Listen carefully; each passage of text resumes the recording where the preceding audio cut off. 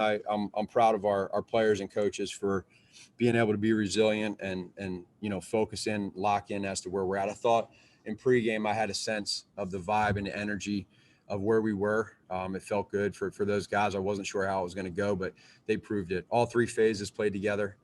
This is the first time all year that we've had that. I can go into all the stuff offensively. I'm sure you guys will ask offense, defense, special teams, but all in all, I thought the first half was really good. We talked about finishing in the second half. I thought our offense was very efficient in the first half. We got touchdowns when we needed to. It started obviously with the first play from scrimmage and David having an 80-yard touchdown run. Run after catch I thought was big today for our offense, defense, and then the other thing too was the selflessness of our wide receivers blocking. On the bubble screens and the different throws that we had. Defensively, I thought we swarmed them. We had 6 sacks. You felt that. And then special teams wise, we had great field position. We had the turnover, and then Cairo's been kicking really well. So, it feels good for us to have this. We're going to enjoy it, but then we're also going to reset and refocus for next week. First up, Jason Leisure. Matt, it's been rough for a while for you guys. What do you think this breakthrough today signifies as far as what you have left to go for in the season? Well, it's just a start. It is a long time that it's been a while, but when you go through moments like this, you stay resilient, you stay persistent, and you trust in one another, and that's what we've done. So we're gonna use that moving forward, and I just appreciate that from everybody. Brad Biggs. I got 2 questions, Matt. First of all, is that the best you've seen the pass rush this season? If so, maybe what was the key to that? And then Jalen Johnson's shoulder injury, is it the same shoulder that he had surgery on during the offseason? Again, so the first thing I would say, Brad, in regards to, for us, I thought we did a good job. There was early on in the game, which we knew was going to happen. Deshaun's going to break containment, and he's going to make some plays with his legs. And he did that early for the first few drives. I thought we did a better job of keeping contain on him. And then when you do that, you force him, and then you get a lead, you're able to kind of pin your ears back and let the guys that we have up front go after the quarterback. And that's what happens. It accumulates over time. And it's just kind of like body shots. And then the bigger lead that you get, the more you can see that. And then, they become one-dimensional. And when you make a team one-dimensional, that's when the statistics come on the defensive side of the ball. In regards to Jalen, for him, I'll have to get more from Andre, but I know it's his shoulder. It was the third quarter. He didn't finish, and he's questionable. So we'll just have to keep an eye on that here moving forward and see the significance of that. I honestly haven't even gone to that part yet with Andre. Dan Wiederer. Matt, you mentioned sensing some energy in the pregame. I'm curious what exactly you were dialed in on in terms of the vibe of the guys. And then also there's an element of where has this been to the offensive explosion? How do you explain that, where this sort of outburst has been? So I would say offensively, like I've been saying for the last 3 weeks, I think we're starting to create an identity. You're feeling it. You're seeing it on the scoreboard. And so when you have that and we're not having a lot of third downs. We were getting a lot of third downs early in the season. We're not now. We're scoring points. There's a confidence right now in this offense. And that part I appreciate from these players of saying, you know what, we're going to figure this thing out. We're going to get it. So that's happened there. And then, I don't know. It's just a little something that I just kind of noticed. You never know what it means. But I felt the energy. I felt the guys playing loose. I felt them having that focus. And sometimes you just feel that. And that's a credit to them, man. I don't know if they had a bunch of coffee or what they had pregame, but it worked. Mike Berman.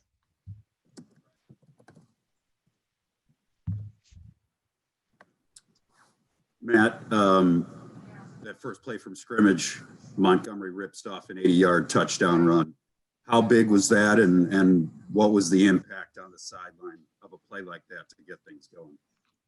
Yeah, it's huge. I mean, anytime you score an 80-yard touchdown run on the first play of the game, you get 7 points, and your line blocks, your quarterback makes the right decision, and your wide receivers block, and then your running back finishes, and you get 7-0 lead. It's a pretty cool deal. So we want to keep that going, and I think that helped us get going along with the defense playing fast.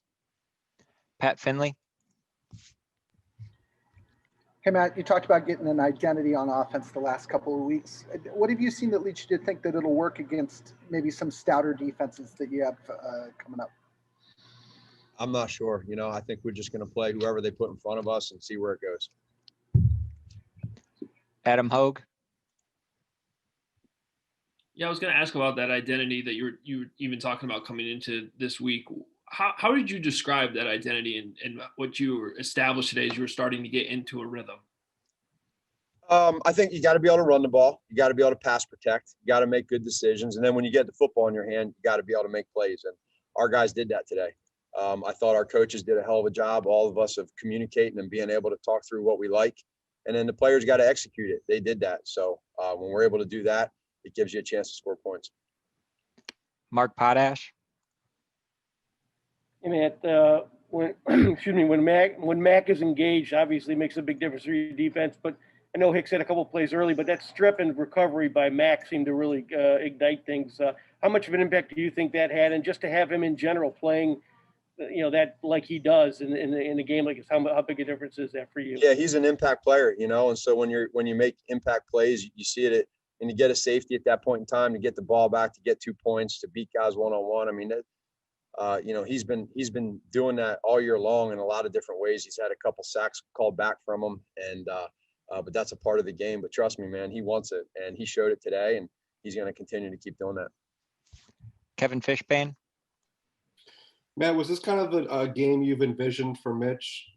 Just the way he got into rhythm, getting him out in the play action and on the move. Was this kind of him putting everything together, and both him, the receivers, the play calling, everything kind of coming together? Yeah, this I thought it was great, and again, I go back to that Green Bay game. We got behind really early, but he was doing it then. I thought last week he played a really good game, decision making, making plays. He's in a good place right now, and he's executing what we're asking him to do. I appreciate that about him. He's practicing really, really well. He's leading, all that stuff right now, and then ultimately what you got to look at for us as coaches is you got to say, are you scoring points? Are you scoring points? And so when you score points, you have a chance to win, and we're scoring points right now. And some of the stuff we're doing, using his legs and doing different things schematically, is able to give us an advantageous in the plays. And I appreciate that. He's doing great. Couple more for Coach. JJ. You talk about that identity. It's kind of easy to notice that some of David's best games recently have come with Sam Mustipher in at center. How much of a part of that identity, being able to run the ball, has he been for you guys? Huge. That consistency when you have an offensive line and you don't have guys hurt, you don't have, dominoes on that front line. It's hard, and so right now we're seeing it offensively. That's a part of the identity that we've been talking about is you have guys that communicate. You have a guy like Sam Mustipher that comes in and has an opportunity to make plays, and he's done that. He's a great leader. Alex Bars to come on in and fill these roles. Jermaine Ifedi to kick out the tackle and do a heck of a job. For Cody Whitehair to be selfless and go back to left guard. For Leno to stay consistent all year long and help us with that experience. And these guys, I would say, you look back at one of the negatives that we had today was probably the false starts, right? The false starts we had on offense with 7 penalties. I think 4 were on offense with the false starts. Those guys know that. They admitted it. They knew it. We know the whys. We got to eliminate that. I thought that put us in a hole a little bit, but the other stuff, these guys are they're clicking right now, and you're seeing it offensively. Andy? Yeah, Matt, did you sense any extra chip on Mitch's shoulder this week with all the talk about Watson? No, zero. I think he's been locked in. He's been focused in on trying to help this team win. That's the only thing that honestly, when I say that, some may not believe me, but that's the only thing that we cared about this week was how do we find a way to win? We don't care what the score is.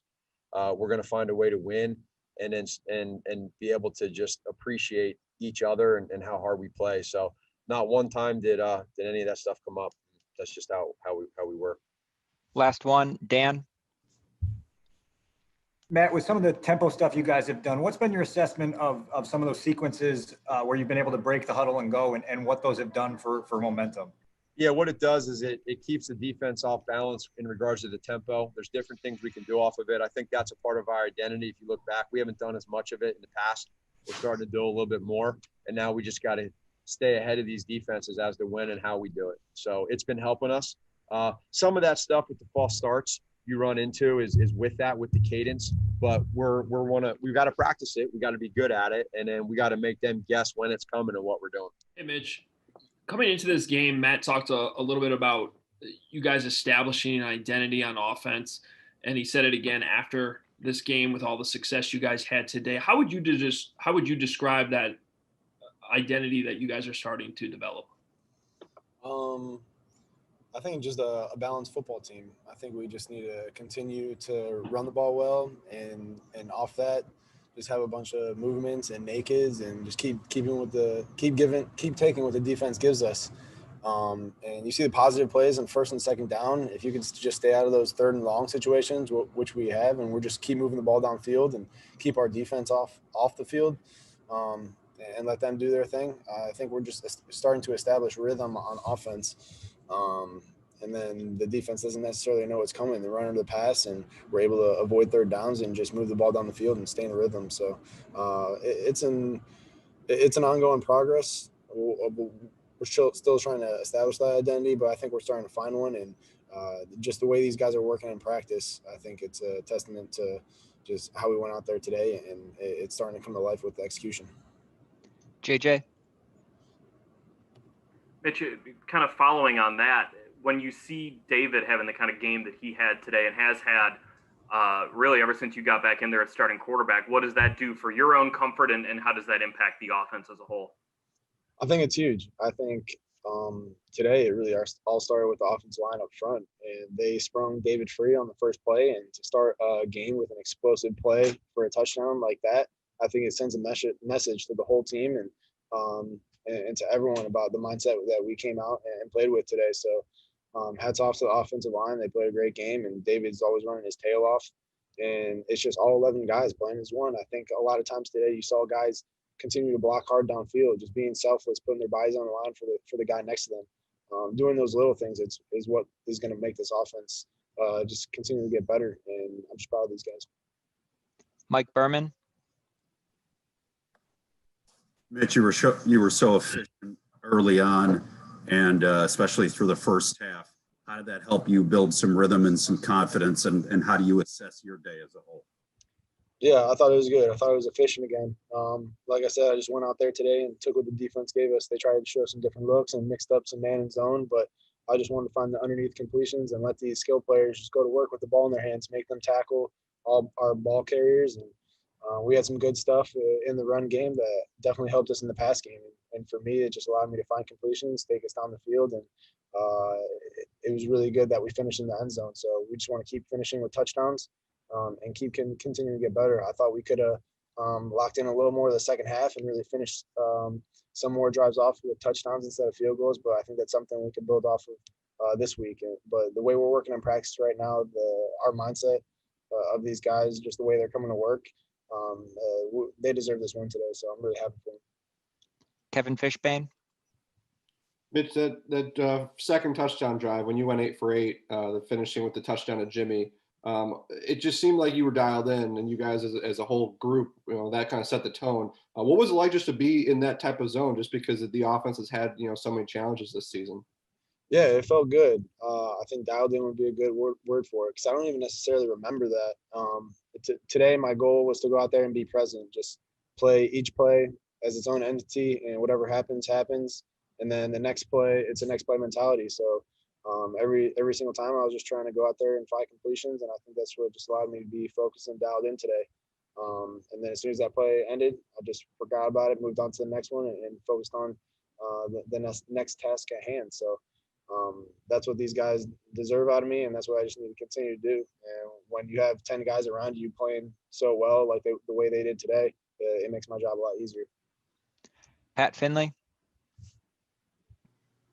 Mitch, to that point, Matt Nagy was saying that all week he sensed that all you were worried about was getting the win and not the Deshaun Watson storyline or anything like that. How did you do that, and was that hard to do? I think I was just so focused on what I need to do for my team that it really allowed me to block everything else out. Just the situation we were in, being on that little losing streak, I mean, that makes you sick to your stomach. So I was willing to do whatever it took for the team today to just go out there and get a win, whether it was handing the ball off every time or throwing it every time. Obviously, that's extreme, but I was willing to do whatever it took to get out here and get a win, and that's what we did. I thought we played really well today. It was a great team win. All three phases really stuck together, and we just got to continue to finish in the second half. But it was just easy to block out because I knew what I was focused on doing today. Dan Wiederer. Mitch, I was curious what your vantage point was on the touchdown pass to A-Rob based on the pressure they brought, and obviously just getting rid of it quick. Yeah, they brought a pressure. We only had 5-man protection, being an empty, and I was just looking at the matchups across the board. I like A-Rob's matchup, and they dropped out a whole player late, but he beat his guy across the face, and I just threw around the whole player dropping out. And when A-Rob's matched up one-on-one, that's something we like to take advantage of. So he made a great play. Offensive line did a great job picking up the blitz, and I got to throw hot off the next guy, which I did, and we just made a play. So it's huge for us to finish those drives with touchdowns and not field goals. Also curious from your perspective, when you guys go up tempo out of the huddle and then get the play off really quick, how that helps you personally. It helps declare the defense what they're in faster because we could snap the ball right away or we could check to something else.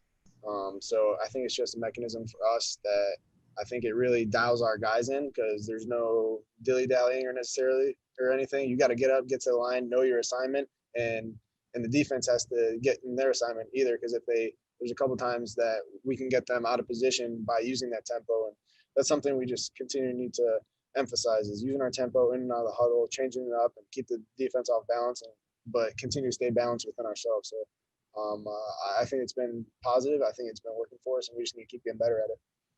Two more for Mitch. Jason Leisure. How important has Allen Robinson been to you the last 3 seasons? He's been huge. He's a leader of our offense. He's our number one receiver. The way he practices and handles himself on a daily basis, I think all the young guys look up to A-Rob just as the ultimate pro, and everything he earns on the field, he puts in the work for. So he's a great teammate. I mean, his locker is right next to mine, so we spend a lot of time talking about football and a lot of other stuff too outside of football. So he's been a great friend, brother to me, and it's been awesome to share the field with him, and I'm just looking to throw him the ball. Last one, Andy. Yeah, Mitch, just in general, how big a sense of relief is there to get this win? It feels good. It feels good. I think we really needed that as a team. Just the way we've been working the last couple of weeks, it feels like after a win like that, it feels like all the work was starting to pay off. And we just got to have that same mentality going into this week. Get back to work, stay focused on the task at hand, and try to go 1-0 next week. But it definitely feels good. Thanks, Mitch. Thanks, guys. Hey, Roquan, nice hat, first of all. How satisfying was the performance of the defense, especially after the last 2 weeks, that you guys were able to record so many sacks and get after Watson and hold them to 7 points? Appreciate it. And I think that's just the standard that we hold ourselves to, the way we played today. But it's not just about this game. We're going to enjoy this one, but it's about doing that each and every game. And I feel like that's the standard that we hold ourselves to each and every week, and we have to do that. JJ? Roquan, how did you kind of observe Coach Nagy this week? You know, you guys are in the middle of a 6-game losing streak. Things are not going the way anyone expected. Just what did you see out of him this week and then today on the sideline? I would say throughout the week, even in practice, he kept his same energy. He didn't change. Why would you change just on the adversity? It's just adversity. And I felt like he stuck true to who he is as a person, as a coach. And you have to respect that as players when you see that day in and day out. So got a lot of respect for the guy. Dan Wiederer. Roquan, 7 sacks today by you guys as a team. What went into the rush plan against Watson, and how did you guys feel about the execution of being able to get him on the ground so often? Yeah, we definitely got a good bit of sacks today, and it was awesome, especially versus a very mobile quarterback in Watson. Not many people get to sack him often, but I just felt like it was just relentless pursuit from everyone on the D-line, linebackers, and things of that nature. And, like, good things happen when we all hustle to the ball. Mark Potash. Roquan, obviously getting Khalil Mack off like he did makes a big difference. What was the feeling like when you got the big plays early? How much of a boost did it give you? What kind of impact in general did those plays have that Mack gave you? Oh yeah, for sure. Those big plays means a lot, especially early in the game, setting the tempo. That was a lot for our defense. So it was just about building on those. And I see you have a Missouri. Is that a Missouri mask? Yeah. Oh yeah, I seen Georgia got a hold of him yesterday too. So nice. It's a basketball mask. Oh, okay. They did upset Illinois, right? Yeah. Good comeback. Next up, Colleen Kane. Hey, Roquan, after the two defensive performances the last 2 weeks, how much motivation did that provide for you guys going into this game? Definitely provide a lot of motivation, like the last 2 weeks prior to this week, about like not playing to our standards. So we all knew that deep down inside, and it was a reality check. We had to look ourselves in the mirror, and I felt like this week we came out and played to our standards, and we just have to continue that for the rest of the year. Couple more. Dan, go ahead. Roquan, it's been 8 weeks since you guys left the stadium with a win. I'm curious what the feeling was when you guys finally got back to the locker room today, and then how you look at this stretch run now, getting to 6 and 7. Absolutely. Just got to take it one game at a time, and it was definitely tough. You know, on a 6-game losing, that's never good, regardless of what's going on. So being able to get this win and just got to build off it, and I think we will. And it's just about taking it one game at a time from here and not looking forward to anything. We'll enjoy this one today. Then we're on to Minnesota. Brad Biggs. Hey, Roquan, did you look at the fact that the Vikings lost today, or are you even paying attention to the standings, or is it you can only worry about yourselves right now?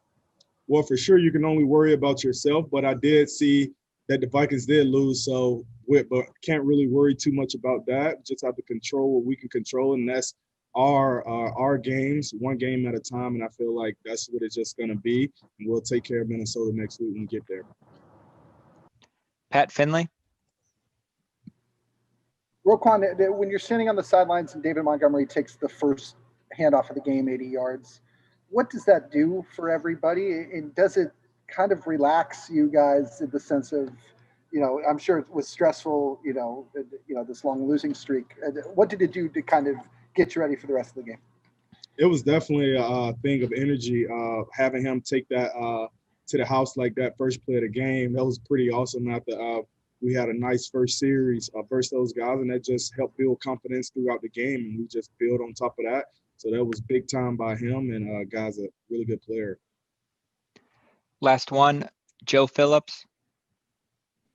Hi, Roquan. First of all, congratulations on breaking you guys a 6-game losing streak. And what was the atmosphere like in the locker room? And what did Mitch Trubisky say about actually beating Deshaun Watson after hearing all of the noise from the media? Appreciate it. And I don't think he really was worried too much about that. He was just more so worried about what he can control, and that was his output for this game. And I felt like he played a pretty solid game, so that's all we can really focus on is that. Not really worried about the draft, who went where, when, and why. But it is what it is, and we're glad to take this W. Thanks, Roquan. Thank you, guys. Yeah, Danny, you all have been struggling as of late and just coming off of a 6-game losing streak. After getting a big win like this, what is the feeling in the locker room right now? We want some more. It starts with one, though, and that's our mindset, one game at a time. It's about whoever wanting more when we're out there. We don't care who we play or whatever the situation is. We got to fight to the end. We did a great job of starting last week. Did a great job of starting and finish this week. I feel like our defense is rolling. Our offense is picking it up crazy. I knew it would happen. Perfect time. We just got to keep it rolling, one game at a time. JJ Stankovitz.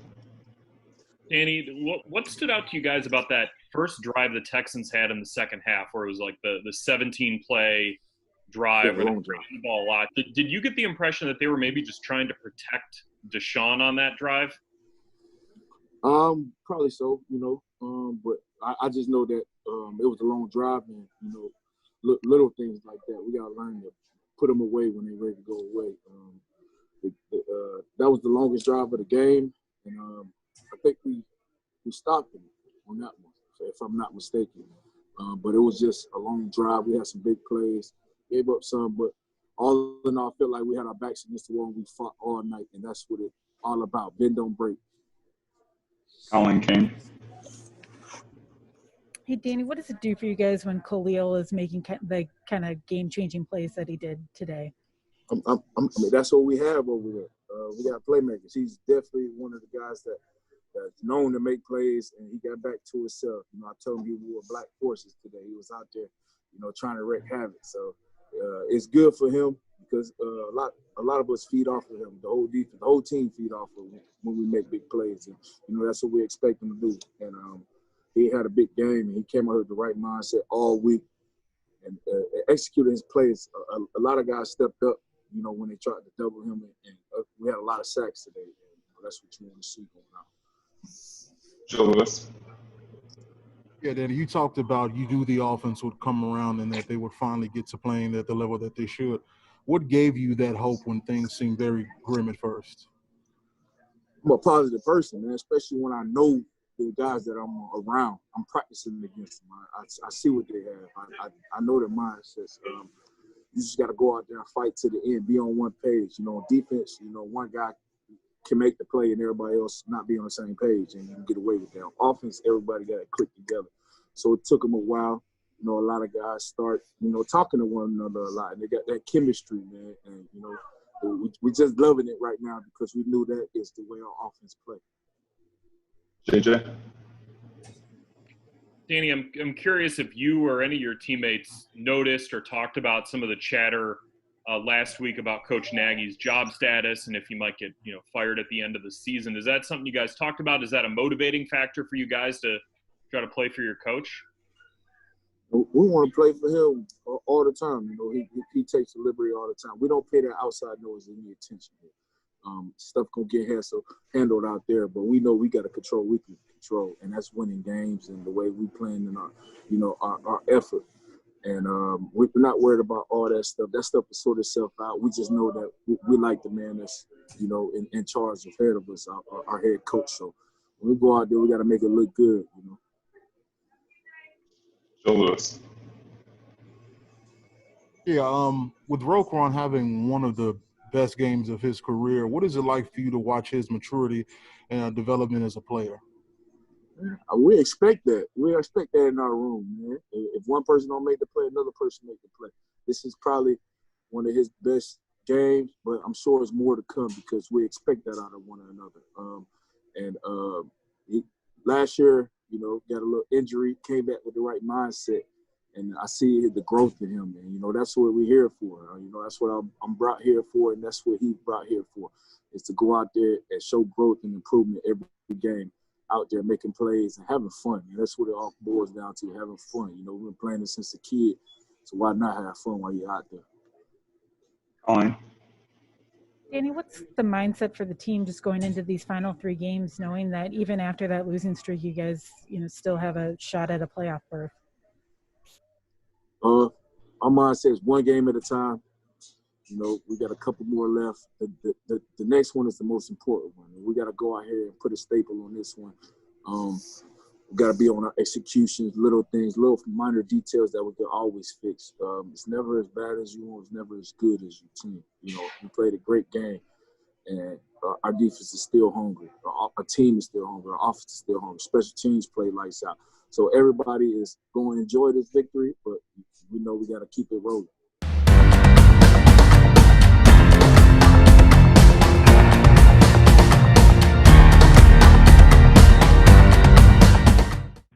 Clarkism, spoken word Sunday by the creative thought scientist. You become what you think. Your life right now, you thought yourself into it. And if you're happy with it, keep thinking that way. But if you're not happy with your life, well, you thought yourself into it. You can think your way out of it. Your life is your thought. It's the way you think. This is why the scripture says, according to your belief, so it is. It's the way you think.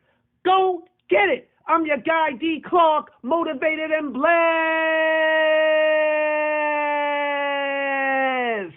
Soak it up. I am. Relax. Reset. Rejuvenate. Go to a link right now to restart your life. TheRewindSports60.com. What are you waiting for? Hope to see you soon. The Rewind Sports 60.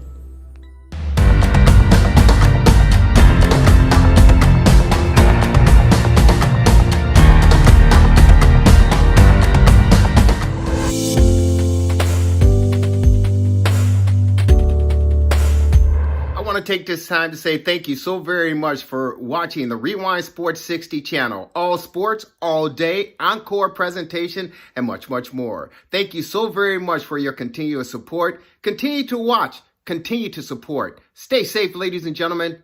Have a great rest of your day, and may God bless you. Now, back to the Rewind Sports 60 channel.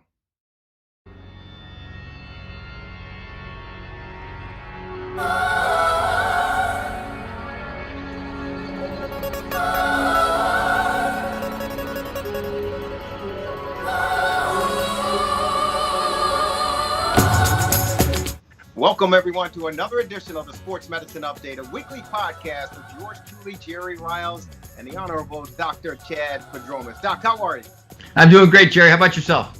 Doing fantastic for the most part. Have some ailments here and there. The left knee is acting up a little bit, but I'm pleased to say I had an opportunity to get the master to touch me, and I'm basically healed.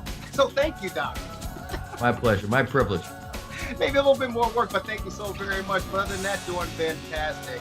Doc, let's jump right into it. The world of sports obviously has been affected by the pandemic and COVID-19. We've seen it all across the board from the National Hockey League, the NBA, Major League Baseball. Congratulations, for those sports to get their championship titles and the teams crowned for sure. But of course, we're looking forward to starting another season as far as the NBA is concerned. The National Football League, they're doing very well, I guess, as far as plowing through this season.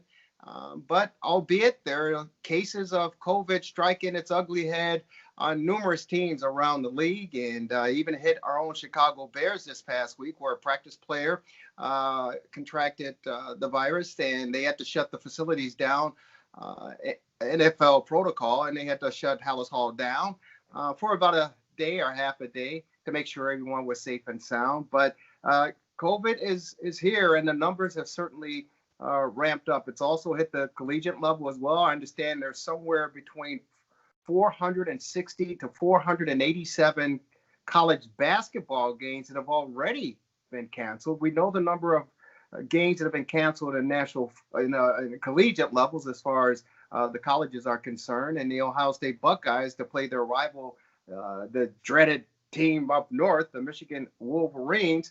That game was called off for the first time in over 100 years because of Wolverines program, and they have been hit hard with the COVID-19 as well. What's your latest assessment as far as this virus, and what's the newest on the news front? Well, several things. As to your first point about people getting the disease, you had asked me periodically when we discussed this what I thought was going to happen, and what I've said consistently is that that people are going to test positive and games are going to need to be postponed, but that the ultimate answer was just to keep on going and cancel where you have to cancel, but keep going and things will work out. And they have, and they will. And the reason is that at the end of the day, these athletes are healthy people, and happily, outside of the unfortunate gentleman I mentioned in Division II some time ago, who was kind of heavy, who unfortunately succumbed some time ago. Basically, people have gotten sick or gotten infected, but happily, we're talking about the inconvenience of canceling games, not the tragedy of, horrible consequences from the virus. And in fact, when we've heard reports like that, they basically turned out to not be valid, as with the earlier report from the Penn State doctor about heart issues, which turned out to, really not be severe. So basically, the bottom line is these young, healthy people get infected and they get over it and life goes on. And again, in accordance with the principles of the Great Barrington Declaration, the more young people that get it and recover spontaneously, the better it is for society, because they dampen down the spread of the virus. So again, happily, there have been postponements. And I saw, the Big Ten changing the regulations on the fly, as they should. So they had said you needed 6 games. Now they said you only need 5 games. But at the end of the day, the leagues are continuing, and that will continue. So I think all these leagues are doing a great job. And I think the good news on that front is that we're going to be talking about inconveniences of rescheduling, not medical tragedies, which happily has been the case so far. The story that was interesting was out of, I think it's the Baltimore Ravens, where they had several people, I think 4 people test positive. And so when they did genomic sequencing and looked at, you're actually able to tell for a given virus or a given bacteria of a particular species or type, that there's different strains. Strain isn't the right word, but different types of it. And so by doing this and tracing who had which one, they were able to find that, in fact, the virus and the people that were infected apparently did not get it from on-field transmission. There was, as I understand it, transmission from an unnamed team personnel, and I don't know if this is confirmed or not. At least one report said that it might be their strength coach. I'm not certain that that's true, but the main message is that it wasn't from on-field play, which of course had been a concern. The thought is, well, these people are in close proximity and they're breathing on each other, and is this going to be this horrible transmission issue? And this advanced biochemical work on these different strains of the virus that people got have shown that that hasn't happened. That's great news, because it furthers the thought that people continuing to play is not turning out to be a big source of transmission. So, you bring up a good point there. And again, we talked about how the National Football League, they continue to try to stay on top of everything and continue to try to get these games in. But we know that there have been teams, as you mentioned, the Baltimore Ravens, that have been hit with it. But back to the collegiate ranks real quick, Doc. Mike Krzyzewski, the basketball season has just started, and teams are playing in their respective regions of the state and the country. We know here locally, DePaul has yet to play a collegiate basketball this season due to the virus.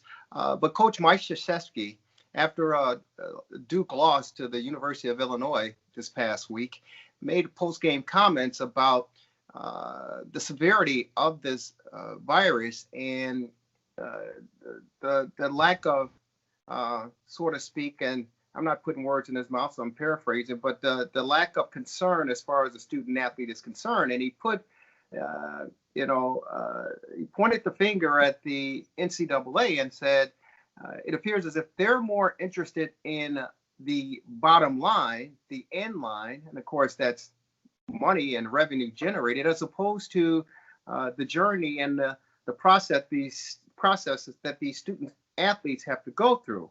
And he felt that at this point, with the numbers going up, that maybe play should stop until you get a handle on it and then resume. Did you get an opportunity to hear those comments? And if so, what are your response to that? What's your response to that? I didn't hear and I didn't see, but as you're describing them, I don't think I would agree. You've probably read the reports about suicides, people talking about suicides directly attributable to depression from this. So the basic point, my alma mater, Princeton, I think has not always been at the top of their game on this in some areas, but they did something recently that I think is the right idea, relates to what you're saying. which is they've decided to have in-person classes in the spring, but they're making sort of their own bubble. And I can't tell you everything, but the idea is that the students will be there and the students will go to class, but I think they can't leave campus and one thing and another. So the basic point really hasn't changed, which is that the tragedies are almost exclusively in high-risk people. Indeed, in low-risk people, like these college athletes, the risk is as low as, and in some cases lower than, the flu. And we don't close down basketball seasons because of the flu. So the issue is really pretty simple. You get these young people to get on with their lives because the emotional and psychological and other toll on them for disruption is huge. And it's kind of fortunate that the people that are, maybe most affected by this, these young people by disruption, are the people that have the least to lose by carrying on. So they should carry on. And I don't know, maybe the NCAA is doing what I think is the right thing for the wrong reasons. Unfortunately, and this is spoken like an old cynic, follow the money. And it's just true far too often. So, maybe they're doing things for monetary reasons, but the net effect of keeping playing is absolutely the right thing. And where the action needs to be focused is how do you protect high-risk people? So let the kids play, encourage them to play, keep them playing, but protect high-risk people from them and vaccinate those high-risk people. The vaccine is very controversial, but, medicine is risk-benefit analysis. And so should you be vaccinating kids? In my opinion, no. But should you be vaccinating old high-risk people? I think definitely yes, because they're the ones that have things to lose. So vaccinate older people, keep the older people away from the kids, let the kids play, keep the elderly, overweight, comorbid, activity manager or whoever else away from them, but let them play, encourage them to play. It's good on a number of fronts. And if the NCAA is doing it because of the money, I think you could question people's motives, but I think their actions, at least as described, are the right ones. Well, it's interesting, and I love your response. But there be some out there that says, and probably including Coach Mike Krzyzewski with Duke, that say, okay, if you let these kids continue to play, they're student athletes, sure, but you're restricting them or keeping them away from their families for a matter of 5, 6, 7 months, depending on how things go, because of course they won't be able to go home for Christmas. They weren't able to go home for Thanksgiving to see their families and spend time with their family. They won't be going home obviously for New Year's and the long stretch until they figure out March Madness and the bubble. You talk about the mental state of these student athletes. Just being a college student and a student athlete in college is very, very difficult. Now you put the pandemic on top of it. How do you address those individuals who say, hey, you know what, it's not worth the end line as far as the money is concerned, because we're talking about the welfare of these individuals? Well, you shouldn't do anything because of the money, but keeping the kids away from their families for the school year, I mean, I don't know. Is that supposed to be a tragedy? I didn't go home. I went away to college. I didn't go home for Thanksgiving when I was in college. It was a price of a plane ticket. And honestly, couldn't afford it. I mean, I guess we could have, but it was expensive. So I stayed in school. I stayed in my dorm with nobody else around. I mean, so the heck what?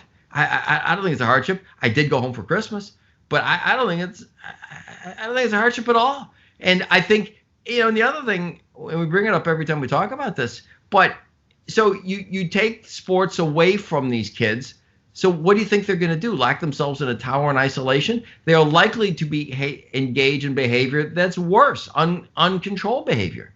So go to school, study. If you're there on a vacation, I didn't go home for spring break. I didn't go home for Thanksgiving.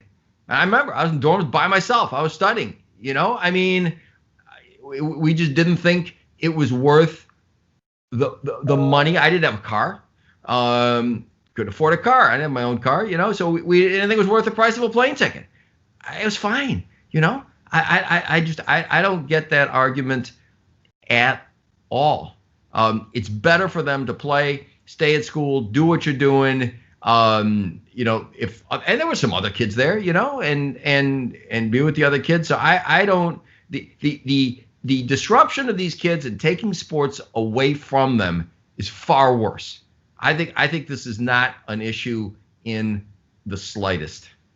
Dr. Chad for Joelma Sports Medicine Update, our weekly podcast. I have to ask you, you brought up and mentioned, and there's obviously throughout this pandemic, which really hit the United States back in March, that it's equivalent to the flu. But there are some out there to say, okay, if you want to say that it's, a different level of the flu, they say regularly during the flu season, you have between 50,000 people a year that die from the flu, maybe 70,000 depending. But when you talk about COVID and the virus and the amount of people that are dying from that, they're projecting upwards of 459,000 people dying by February. How do you address that comparison? Well, there's two sides to that. The first thing is you have to look at subgroups. And COVID is benign for young people. So when I said it's no worse than, and in some groups better than the flu, that's for young people. There's no question that it's a bad disorder for old people with comorbidities.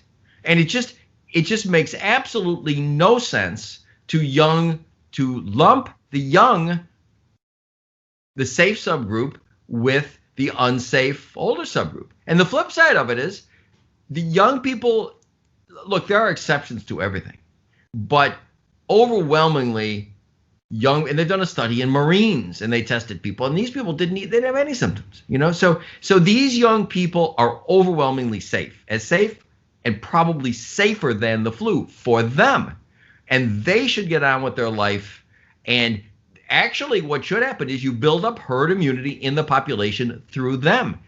Great Barrington Declaration, again, signed on by some of the most brilliant epidemiologists, infectious disease people in the world, from Oxford, from Stanford, from Harvard. So let them get sick, because once they're infected, they will contribute to herd immunity. So you get herd immunity from young people from getting the disease. You get herd immunity from older people from getting the vaccine. Now, the other thing is, in the older people, the numbers that you mentioned, there are a lot of deaths, no question, and they're tragic. But there was also no question but that the deaths, even in these populations, are overreported. As everybody knows, medical institutions profit. And I said follow the money. I'm sorry to have to say this, but medical institutions, this is widely known, profit. When they report a COVID death, they make money on it. Goes against their bottom line. So, the people the guy that gets in a car accident and dies with COVID gets reported as from COVID. So the death rates from COVID, there's no question they're high and they're tragic in this older demographic. And there's also no question that they're lower than reported. And it goes beyond that. As you perhaps know, there was scandalous misreporting clearly identified in Florida, where cases where the case rate that was higher than the total number of people tested. So there's no, and something else. So you say, well, people get COVID, right? Well, the COVID rate is not necessarily people that test positive. The COVID rate is also, in many cases, people who are just symptomatic. And I don't want to get wonky, but there's other things too. The test for COVID is a test for viral particles. And this test is set at a level of specificity. and it's parts, I think it's parts per, I'm not sure which it is, but it can be 25, 30, 35, 40. Well, it turns out that the sensitivity of the testing in the US is significantly higher than it is in much of Europe. Actually, Florida is the only state in the country where Governor Ron DeSantis, who I think has been a hero through all this, has mandated that the level of sensitivity of the tests be determined, because a lot of the people who are testing positive for COVID are testing positive for pieces of the virus and are not infectious, right? So this death rate, no question, people are dying, high-risk people, and it certainly is tragic. But the number of deaths is inflated. The number of cases is inflated. And again, I mean, I hate to say it, and I've been a health practitioner for, I'm 66. I started medical school at 22, most of my life. But unfortunately, the medical profession, the medical industry is not immune. And, follow the money and look for where people are making money on reporting COVID deaths. Look where people are making medical experts who are making money on their affiliations with vaccine companies. So what I'm saying is the magnitude of the deaths, they're high. They're certainly higher than the flu for older high-risk people, no question. But they're not nearly as high as reported. And so the answer is, it's kind of like geographically treating, rural areas the same as buildings where people are living on top of each other makes no sense. That's why top-down government mandates across states are destructive. They need to be individualized to region. They need to be individualized to population. So let the kids live their lives. Otherwise, you're going to lose more people from suicides, and that's already happening. Protect like crazy the high-risk people. So I got to ask you this question, Doc, and I appreciate you being elaborate and expressing your thoughts on the virus and its effect on the community and this country. So, but the question I have to ask you, because I'm sure people who are watching or listening to this podcast, the question may come up. So are you saying that the numbers here in the United States are inflated because of financial or profit from institutions? Is that not happening globally as well? Because of the numbers, they seem to reflect what's going on here in the United States as well. So are you just isolating it to the United States of America, or are you saying globally that numbers are being inflated? I'll tell you an interesting thing. I cannot speak for other countries, but when hospitals get thousands of dollars more, so someone is positive for COVID, but they die from a fall, from a broken hip, something else. It is, let's just say it's widely theorized that, I'm not saying that their care is suffering, and I'm not saying they're doing anything nefarious. They're not. I think everybody is trying to do well by people, right? But the difference between dying with COVID and from COVID, there are many, many instances that have been written about that are clear and obvious, where people died with COVID, not from COVID, but were listed as COVID deaths. And is that from the money? Most everybody thinks it is. I don't want to speak to the magnitude. I don't want to speak to other countries, but I'll tell you something else since you bring up other countries that's interesting. So there is a pitched battle being waged now in COVID regarding early treatment. So hydroxychloroquine was advocated early on, and then President Trump advocated it, and it became intensely politicized. And because he advocated it, opponents of President Trump trashed it.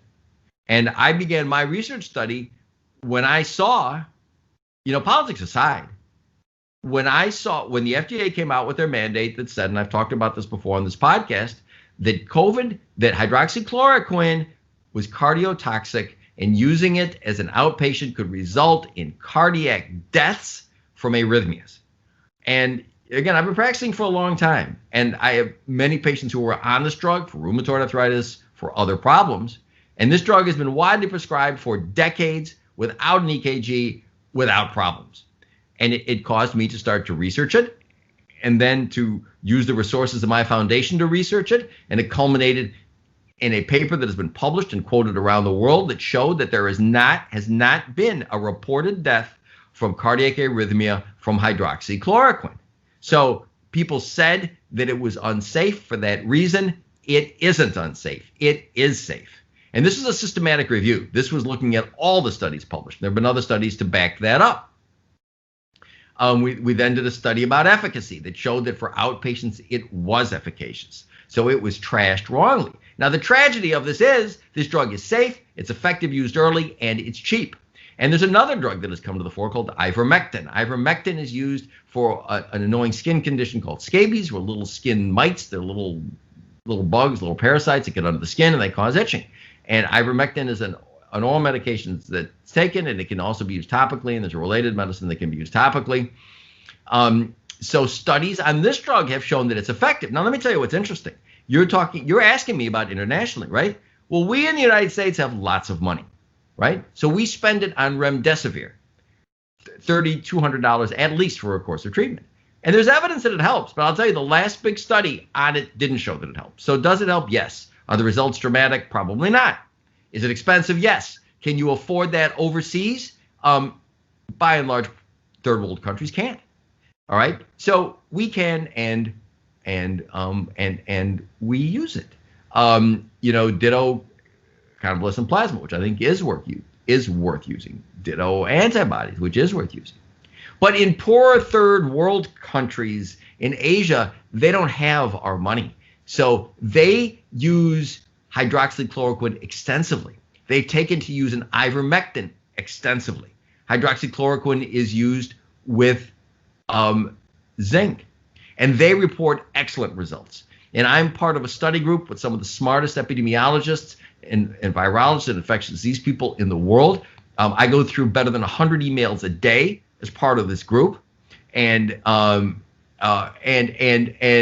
they're reporting great results. They don't have our money, so they look at data, and they're getting great results. But we in the U.S., with lots of money and with, money for vaccines, which they don't have, we ignore these simple, inexpensive treatments to our detriment. So, one thing I'd like to mention to people out there, if you get ill, I will tell you that early treatment with hydroxychloroquine and zinc has been shown to be effective. I have 2 published papers in excellent journals that are cited worldwide that my foundation did. These are systematic reviews, not my study, reviews of other literature that clearly show it. And you can Google them and you can find them.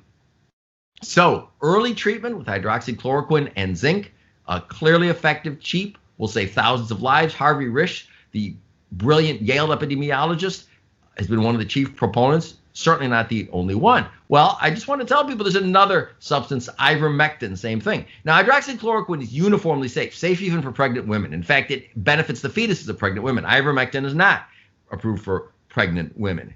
But there is a pitched battle in our country. If you get sick and you want hydroxychloroquine, or if you want ivermectin, there are medical jurisdictions where doctors will refuse to prescribe it for no reason. And even hydroxychloroquine, I've heard it said there's a shortage for people with lupus. Well, there's a foundation, the Palmer Foundation in Australia, that bought 32 million doses of this drug. 32 million doses. It's out there. It's cheap. Costs 37 cents a pill in the U.S., 10 cents a pill elsewhere in the world. So that's a bogus argument. So ivermectin and hydroxychloroquine. We in the U.S. are kind of too stuck up for these, right? They're cheap. Leave them to the third world countries. They don't have money. But those third world countries in many cases are doing better than we because they don't have our resources, and they are treating early. And early treatment is available here, can be used, should be used. So, Doc, let me ask you this then. So if you say you have a pre-existing condition, okay, African-American male, living in the inner city, pre-existing condition. So I'm susceptible to, potentially getting this virus and succumbing to it. would this be a recommendation for me to look into and say, hey, you know what? I want to beat this thing before it gets me. And I go absolutely positively. And I'll tell you something else. And you mentioned African American, right? So Jerry, you're older than you look, but you're not a senior citizen. And being African American isn't really the relevant characteristic, as you probably know. It's being obese. And unfortunately, the minority community has more obesity. And with obesity comes diabetes and other things. But yeah, without question, that older people with comorbidities should get treated, can get treated. I get people calling me all the time because I've written about this a lot. And they say, my doctor won't prescribe it. And I might have mentioned on this program before, there's at least one system in Chicago, and I guess I won't mention it, which issued a directive prohibiting their doctors from prescribing it. This is nuts. It's a horrible intrusion on medical practice. So how do you get it? You find a doctor who will prescribe it. Okay. And I have doctor friends who will prescribe it. I don't prescribe it for people because I'm not really in the business of treating respiratory problems. But you find if you are a high-risk person and you test positive early on, absolutely. So hydroxychloroquine with zinc, get an EKG before you start. If you've got a prolonged QT interval, maybe you don't take it or maybe you watch it, but it's completely safe. And you talk to your doctor. Now, unfortunately, the propagandizing against it is so intense that many doctors don't even understand this.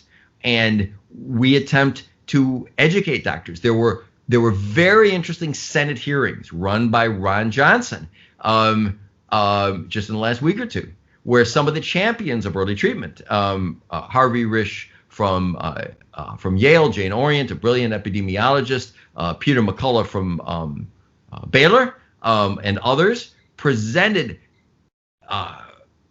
the abundant evidence in favor of early treatment. And and I don't even want to get into it because it disgusts me, but it turned a little partisan. It's terrible, and I don't even want to discuss it. But I will tell you, these hearings have opened people's eyes, and people are asking about it. And so the answer is yes. If you are high risk and you get it, you need to get it early though, and you need to get it with zinc, right? And you should probably get an EKG and be monitored by your doctor. And if your doctor won't prescribe it, you need to find one. My opinion, and this is advice I would give you. I would give my parents have passed, my wife's parents have passed, right?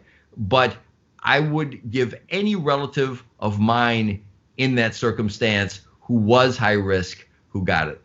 Well, doctor, we can continue to talk with you.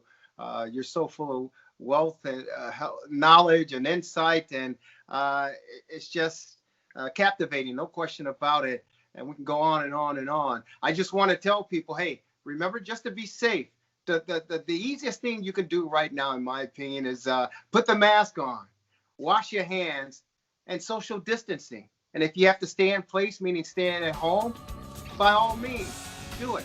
Stay safe. But if you have to interact, go through the protocol and do the things you're supposed to do. But worst case scenario, there is an option out there for you. Doc, we can go on and on. If people want to get a hold of you to learn more and find out more, how do they get a hold of you? Our office phone number is 847-699-6810. We have a wonderful staff and are happy to help as many people as we can. You do certainly have a wonderful staff. I had the opportunity to meet them firsthand, and what a pleasant atmosphere, pleasant group of people. Doc, thank you so very much, and I'm glad I'm in the care of your hands, Doc. Hey, Jerry, it's my privilege. Thank you. Dr. Chad Prodromos, Sports Medicine Update, the weekly podcast. Take care of yourself. We'll see you next week, Doc. Thanks, Jerry. You too.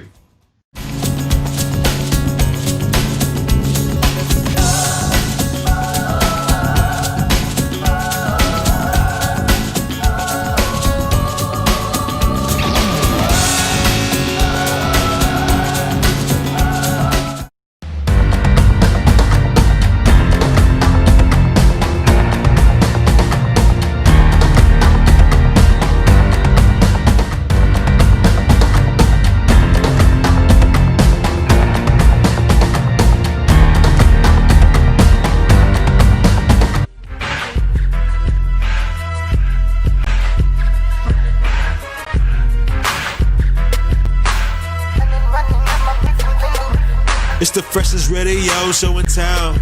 Feeling marvelous, I've been with Jerry Riles. It's the freshest radio show in town. Feeling marvelous, I've been with Jerry Riles. WCPT. WCPT. This the coldest sports show. You were getting the hour from 6 p.m. to 7. Chillin' with Lauren Cox and the man Marvelous. Shout out to Mr. Riles and the Italian style. You what sports is the only politic. WCPT. WCPT. It's the freshest radio show in town. Feeling marvelous, I've been with Jerry Riles. It's the freshest radio show in town. Feeling marvelous, I've been with Jerry Riles. With Montgomery on 1st and 10, it's running back in a hole, and then he's off with a nice stiff arm, and it's a foot race down the sideline. Jackson in pursuit, Reed in pursuit, he's gone to the house, 80-yard touchdown run. Wow! And Kevin, we said that they were going to focus on the run. That's what they wanted to do. They've had good balance the last couple of weeks, and David Montgomery was going to get his opportunities. To think he was going to start the game with an 80-yard touchdown run. Outstanding job by the offensive line, creating a lane to get him to that next level, and then nobody could touch him. Watch the gap that he's able to run through. There is no one there as he's got at least a 6-yard gap. Quick little stiff arm there to Reed, and it's off to the races. Down goal at the 5. Trubisky a perfect 7 of 7. And he goes to the end zone and caught for a touchdown. Jimmy Graham grabs another. His 6th of the season. That's number 6 among tight ends. And Trubisky throws a touchdown pass and a perfect 8 of 8 start against the Texans. It's a 1st and 10, and outside they go. Mooney looking for a block, and he gets one from his other receiver, Robinson, to the pylon. Touchdown! Got it! 12-yard touchdown pass. Trubisky to the rookie Mooney. And the Bears go up 22-7. Demetrius Harris up top left. And they got the touchdown. That's caught by Robinson. 3-yard touchdown reception. 3rd touchdown pass in the first half by Trubisky. And a lone fan enjoying it here at Empty Soldier Field.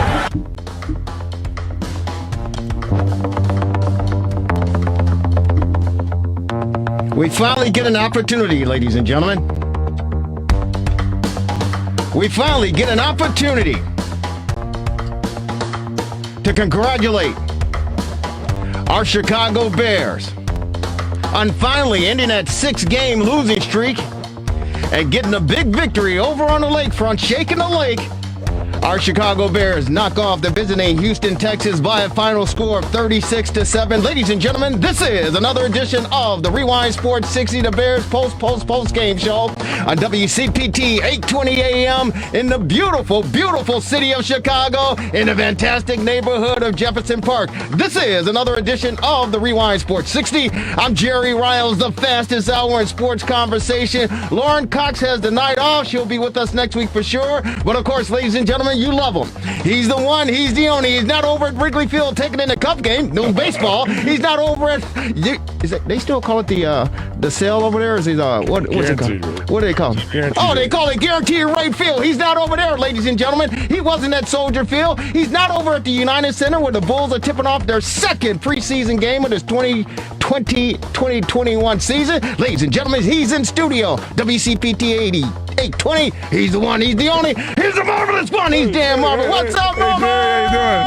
I haven't been anywhere. The last live sporting event I was at was in March 10th to be exact. So I'm having tremendous withdrawal. Now, last week we were talking about firing the entire Get him out of here, Marver! And me, myself included. So I apologize for that. Obviously, they were doing something this week, right? Because the results were unbelievable. I mean, 36-7. Who would have thunk it? No one would have thunk it. But it's not too hard to believe that the Bears finally ended that 6-game losing streak for the simple fact they played the struggling, the dismal, the dismantled Houston Texans, despite the fact that they had the quarterback that we should have had in Deshaun Watson, and they made mincemeat out of him. But before we go on, Marvelous, I have to say, happy Hanukkah to you. Oh, yeah. And all our Jewish brothers out and sisters out there. Happy Hanukkah to you. How's it going? Oh, yeah. You got up to number 4. We're halfway home. 4th night. Just started sundown, yeah. So did you get gifts every night? In theory. That's usually how it works, right? I mean, usually in theory. More for the little kiddies, I think. The adults don't. So this is day 3. Yeah, well, 4. Oh, day 4. Yeah, it's sundown. So, it's halfway home, and then in 2 weeks will be Christmas. So it's unbelievable. It's the season. So do you get an opportunity to celebrate both or no? I celebrate anything. I love that. You're just like me. You're cut from the same cloth. You celebrate anything. I celebrate anything. Wow, it's fine. Wow. Yeah, it's great. But it's gift giving for 7 days. Yeah, in theory. In theory. In theory, yeah. What gifts have you collected? Socks. White Sox tickets? No, I just got socks. Oh, for my feet. Socks. My feet. Yeah. I actually need some socks. Okay, well, if I get some extras, I'll bring them in next week. Yeah, bring them in. Yeah. Bring them in. Marvelous. Folks, welcome. We got a great show on tap for you. Want you to be a part of it. Our number here is 773-763-9278, 773-763-WCPT. Of course, we got Bruce Heron, the former Bear linebacker, number 51, joining us shortly to recap this Bears again, knocking off the Houston Texans over at Soldier Field. The final score 36-7. You love Bruce Heron. He's number 51 in your programs. He's number 1 in your heart. He will be certainly joining us. We'll get an opportunity to talk a little basketball. Of course, the Bulls, they're tipping off this in a matter of about an hour or so over at the United Center. And we'll hopefully get a chance. I don't know, Marvelous, did you get an opportunity to see him on Friday night? I watched some of the games, saw the highlights. I mean, it's just weird in these empty arenas, but and they're going to start the season a week from tomorrow, so it's a real short turnaround. Yeah, it certainly is, and hopefully we'll get an opportunity to talk about that. But we do want to talk some. It's been a very, very rough weekend for the University of Illinois and the alumni base and the family of the Fighting Illini. It's been a very, very hard weekend. They take it on the chin against the Northwestern Wildcats over in Evanston on Saturday, and they lose the what is it called? The Abraham Lincoln hat or something? What's it called? The Battle of Illinois. But what's that trophy called? It's hilarious. It's Lincoln. Yeah, but they man, they lose the. They've never, and Lovie Smith, that football team never have beaten Pat Fitzgerald's Northwestern Wildcats, and it wasn't a good performance on Saturday afternoon, of course. And then in basketball, it's Lando Lincoln is what it really is the called. Lando Lincoln Trophy, and congratulations to the Northwestern Wildcats. And then in basketball, they simply came up a little bit short. Io, they lose to Mizzou. Yeah. And after closing the gap, trailing by 13 points late in the ball game, they closed the gap, and Io, I don't understand what happened. Did you see the ending of that goal? I saw his 3-point shot off balance, but before that, there was that flagrant foul. It looked like the guy kind of flopped. Yeah. That really turned it around. I just didn't understand Coburn looked like he may have extended his arm a bit, but the guy looked like he'd been shot out of a cannon or something. Exactly. Yeah, that was kind of questionable in its own right. But coming out of a timeout and the play that was drawn up, that simply didn't make any sense. It was an ill-advised shot put up with like 2.3 seconds left in the game. Of course, it fell short, clanked off the rim, and the Illini didn't get the rebound. They lose it. A tough one to Missouri. So that was tough as far as on the field, on the court is concerned. And then, of course, we get the sad and disappointing news. First and foremost, that Lovie Smith, after 5 years, going 17-39 for the Fighting Illini, was relieved of his duties down in Champaign. So he is on the market. We'll get an opportunity to talk about that. And very, very disappointing news and sad news. in the basketball world and the University of Illinois family. And I love this guy. He was a man's man, and he's a fixture as far as Chicago basketball is concerned, the state of Illinois basketball is concerned, and of course the University of Illinois. And unfortunately, and I don't know the cause of death, but Jimmy Collins, former assistant coach for the Fighting Illini back in the heyday when you talk about the '89 Flying Illini, and of course the UIC Flames, head coach with that program, he passed away at the age of 70. Was it 73? 74. He had 74 years old. Had a heart problem, but I don't think they listed the cause of death. So we'll hopefully get an opportunity to reflect a little bit about Jimmy Collins. I thought he was just a fantastic human being. I thought he was an incredible basketball mind, and he was the one, the resurrected. He was the one that put Illinois basketball more or less back on the map as far as the state of Illinois is concerned. And we talk about the national ranks. And again, I mentioned the Flying Illini back in '89, of course, with Kenny Battle and Kendall Gill and Stephen Bartow and Lowell Hamilton. Those guys, that was Andre Battle. They were a fantastic basketball team. And it was a credit to Jimmy Collins for the simple fact that they were Illinois homegrown athletes who played on the high school level. He was able to convince and recruit them and get them to come to the University of Illinois. And more or less the rest is history. But may he rest in peace, and condolences go out to his beautiful family. And he was just a blessing as far as the state of Illinois is concerned, as far as the University of Illinois is concerned, and as far as the game of basketball in the public league. Jimmy Collins made a positive, a heck of an impact here in the Chicagoland area and the state and across the nation. He was a great recruiter. He brought in Nick Anderson, Kendall Gill, Lowell Hamilton, and Marcus Liberty, they were on the 88-89 Illini team, and with UIC, they made the NCAA 3 times and NIT once. Pretty good record. Yeah, a very good record. And I got to say this, if you've been listening to the show over the past few weeks, definitely this season, you know that I get on my soapbox and I get on my rant, and it's usually aimed toward the Bears because, during a 6-game losing streak, a 6-game losing skid, they give you reason and they give you cause to or at least give it to me, for me to get on the soapbox and really, fire at them and fire out at them. I'm happy that they got the 36-7 victory over the Texans, but there's we talked about smoke and mirrors when they were 5-1. We still got some work to do. There's no question about it. But as far as getting on my soapbox is concerned, I appreciate the University of Illinois at Chicago, the Flames, giving Jimmy Collins an opportunity to become the head coach over there.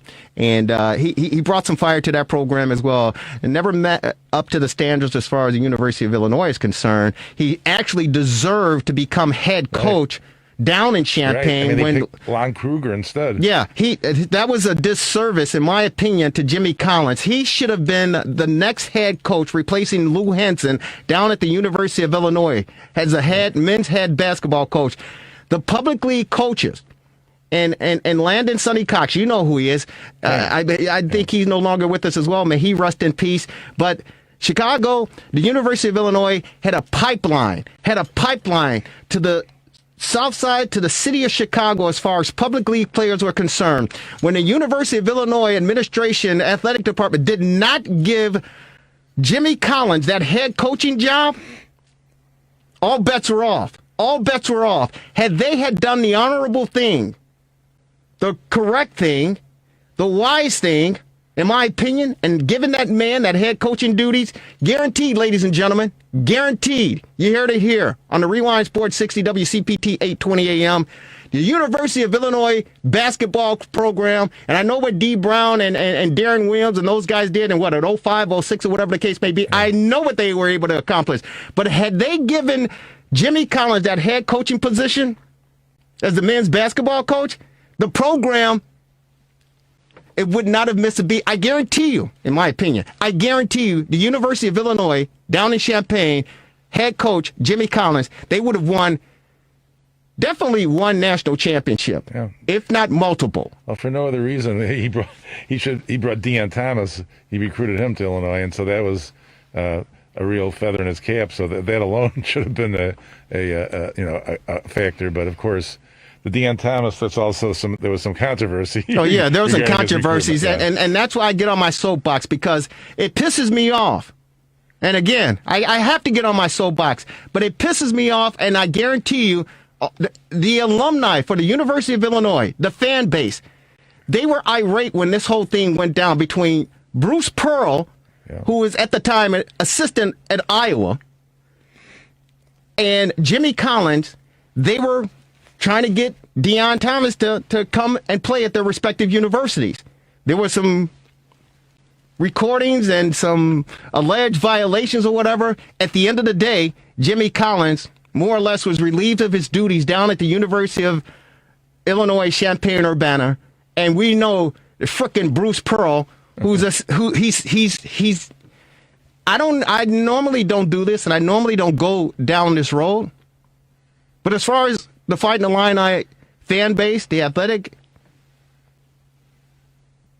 whole athletic community, they look at Bruce Pearl as being the scum of the earth. Yeah. The scum of the earth. And he's gone on to have success in other areas, in other programs. Right. And I mean, he's even had some negative experiences at places like Tennessee along the way. Yes. He is the scum of the earth.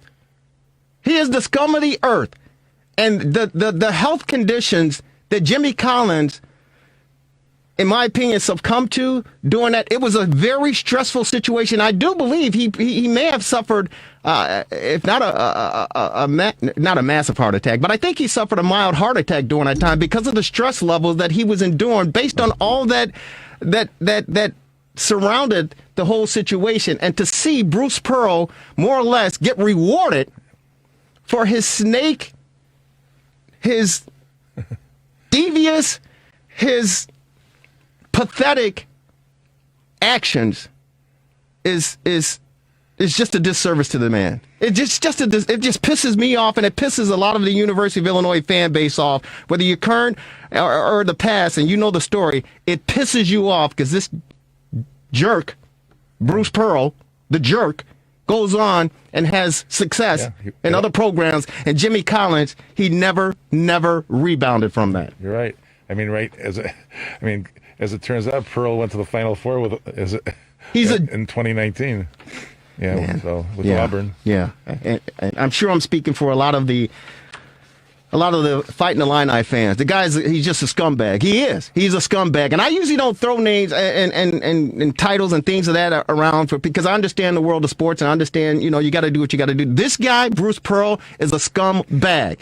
He's the worst of the worst, in my opinion, and he gets rewarded. It's not like he's not like he's a Lou Henson, right? Not like he's a Dean Smith, not like he's a Mike Krzyzewski. He's none of that. Yet and still, these programs, these presidents, these chancellors, they give him a job, and they put him in charge of your 18, 19, 20-year-old kid. And you think he's the type of leader I swear to you, I would never let my kid play for that type of guy. Are you kidding me? It's amazing. I mean, even a bum. Yeah. There's so many of the college basketball coaches that have had so much success, even like Rick Pitino and others, that have had so many things that have happened to them along the way that tarnish them. And I guess it's just like a business, and they do what they do, but it's crazy. Yeah, Rick Pitino, I understand he's not. But let me tell you something. This guy Bruce Pearl is in a class of his own. He's in a class of his own. Rick Pitino. Hey, listen, I understand. Programs happen. You're trying to recruit. You're trying to do whatever you can. If you got the girls coming in and the recruits coming in, and you say, "Hey, go on over there and hey, have a good time," I get it. It happens. I understand that. Right. But for this guy, Bruce Pearl. Yeah. To pretty much, he ruined this guy's career. Yeah, I mean, it was alleged that they were giving cars and money to the kids. I think that was part of it. He coerced Deion Thomas to try to spill the beans on Jimmy Collins during this phone conversation where he had on wiretap, more or less. He recorded the phone conversation, and then he puts it out there, and it's like, hey, wait a minute. Wait, I understand the gloves are off when you talk about recruiting. It's a tough-ass business. Yeah. Being a head coach on the collegiate level in a major program, it's very, very difficult. It's very, very competitive. And that's one reason I think Lovie Smith is out as the head football coach, is because Lovie Smith comes from the National Football League. I don't think that Lovie Smith was built for recruiting and sitting in living rooms talking to a 17-year-old kid and his parents saying, hey, would you come down to the University of Illinois to play? I don't think Lovie was cut out for that. Yeah, but I mean, this year he had his recruits, the ones that in his fifth year, I believe. So these were his guys, and he really was making some strides. They had that winning streak up until they went to Iowa, but it didn't continue, and now he's gone. What do you think happened with the Lovie Smith whole ordeal? You mean as far as because when he took the job 5 years ago, I thought, wow, I was kind of nervous for the other coaches in the Big Ten, because I'm like, well, Lovie, he's got a pipeline, he's got some coaches, he brought some of his coaching staff from the Buccaneers, he had some that with the Bears, and he brought them down to Champaign, and I'm thinking, if I'm a 16, 17-year-old kid, 18-year-old kid, and Lovie Smith comes in and, with his resume, I think it's a drop in the bucket. I'm going to play for this guy. But whatever the case may be, it never transferred or translated over to the playing field. What do you think happened in that whole situation? Well, I mean, obviously he'd been a pro coach, since about 2004. But I guess he was an NFL assistant coach before that. So the college experience was way back in the 90s, where he was an assistant in various places, including the Ohio State University. He was a defensive back coach with the Buckeyes back in 95. Yeah. So I agree with you that it didn't seem like a good fit for him to be doing the recruiting, but I don't know, as the head coach, maybe you can assign those duties to somebody too. But I was surprised when he took the job originally, to be honest with you. Mm-hmm. So, but again, the Illini have not had that much success. His overall record was 17-39, mm-hmm. So not that great. But his best year, he was 6-7 in 29 last year. So it looked like they were making progress, and now they're 2-5 in the shortened season. So he's out. Yeah, he's 10-33 in the Big Ten in 5 seasons for the University of Illinois Champaign-Urbana, and I certainly believe that Lovie Smith will land on his feet. He's almost some people will say a genius as far as football knowledge is concerned. It just depends on the culture, the environment, the surroundings. And the program. I just don't think that Lovie Smith is cut out to be a coach on a collegiate level. And I understand his mindset was to develop these young kids into leaders and young men, which that's respectable and honorable. Yeah, but at the end of the day, especially the money that the University of Illinois threw at Lovie Smith, they want some winners. Yeah. And they just built a new facility for him, the Lovie Smith facility down there, on campus. So he will be remembered. There's no question about it. But I just don't think you're right. I was kind of surprised with Lovie. He got $21 million for 6 years, but the story goes that within 2 days they sold 2,000 more season tickets, mm-hmm. and 400 new student tickets. So there was a lot of enthusiasm over his hiring. Yeah. So, Lovie Smith, some people believe that Lovie Smith should become, and we're going to get on Bruce Pearl to pick his brain and about this Bears victory 36-7. I don't think you got Bruce Heron. Yeah. See, oh man. He's on your mind. Yeah, he's on my mind. We're going to get Bruce Heron on. Thank you for the correction. Bruce Heron will be on with us. If I had Bruce Pearl on. I don't think he wants to come out. Yeah, if I had Bruce Pearl on the hotline, boy, it certainly would be hot. Jerry Riles along with the marvelous one, Dan Marver, but we'll get a chance to talk with Bruce Heron about the future of Lovie Smith. Some speculate that the Bears would be smart.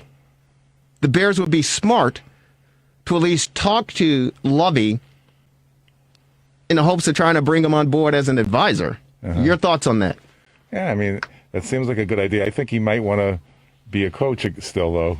Mm-hmm. He's a young man. He's only 62. So I love that. I love that. Yeah. Very well said. Yeah. So he might want to be a head man. And you know how it goes in the NFL. There's always a bit of a revolving door. So he might have an opportunity. I mean, right now there could be an opportunity with Houston, among others. Yeah.